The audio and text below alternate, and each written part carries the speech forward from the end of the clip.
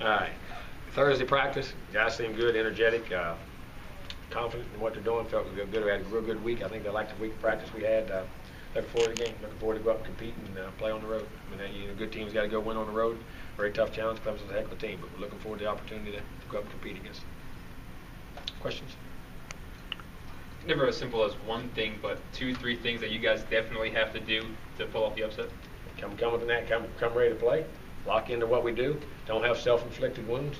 You got to win the battles up front in the lines of scrimmage, the penalty battles, and you got to be able to make big plays. Don't turn the football over. Create turnovers and don't turn it over and make the plays. And you got to win the one-on-one battles, whether it's down the field, at the line of scrimmage, at linebacker, whatever. Football gets down to an individual team game. You got to win your battles. Said Everett had a doctor's appointment on Wednesday.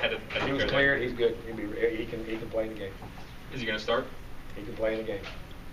Will Sean start? He can play in the game. As far as the depth is concerned, what's it been like this week to try to work through all the depth you have and pick and choose and try to put guys in certain situations? You know, it's frustrating when you first do it because you got to sit down and it takes all the time. But in the end, you become a better football team for it. Because you see guys' abilities to expand in other positions, and you broaden your horizons when guys come back and you get the more depth.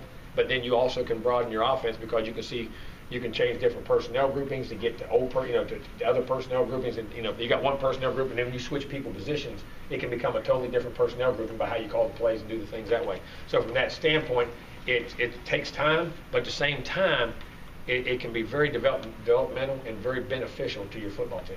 And you can see some other guys' capabilities of what they can do in certain situations when the hand is forced. And coaches too, because we don't want to do it either all the time. We say you're going to do it, you do it a little bit. But when you have to, you got to commit to it. So that's one of the reasons I like this week of practice. I really liked our practice this week. Coach, coming off of that, 28 freshmen so far have seen playing time on the field. What does that say, given the injuries that have happened? What does that say, depth-wise and talent-wise, that your team has been able to kind of embrace? Well, I think you got a lot of young guys that are maturing very quickly. They're accepting roles to step up in that regard and have done a great job at it. Also, our willingness to play freshmen, our assistant coaches' ability to develop those guys and get those guys ready to play. And then like we tell them when you get here, there's no age limit on play, and we have no problem with that. And all that's going to do, if you get the more depth you get, the more you can help even those upperclassmen, those veterans, toward the end of the year, they can stay fresher, healthier, do the things they got to do now that when we get everybody back. Please assess how you think the scout team did this week in terms of getting you guys ready for I thought they did a great job. They were all energetic. Guys were willing to do anything they had to do to give us a look. Is Jock Patrick fully healthy? Yeah, I tell you what, Jock has ran good today. I mean, you come off a game as a back, you're the first part of the week, if you run the ball 25, 30 times, you're nicked and knacked. I mean, you know what I mean? But about Wednesday, you start kicking back in and getting going. He was good today. You said those younger guys have carved out roles, and now they have a decent amount of experience. Are you comfortable with how they should handle the atmosphere for Clemson? Yes, I am. And the only way to do it, you got to put them in. I mean, you can't sit here and there's no other way to go around it. It's going to happen it happens when you're a freshman or a sophomore if you have never done it. You know what I'm saying? But I like it. I do. I have confidence in it. Do you see a role particularly for Jock Pez, regardless of Dalvin's health? Oh, yeah, no doubt. I mean, you got to. He's earned it, and Vickers, too. I mean, those guys have all played good football, so we have to, gradually incorporate those guys in and get more reps for them and also take some pressure off Dalvin.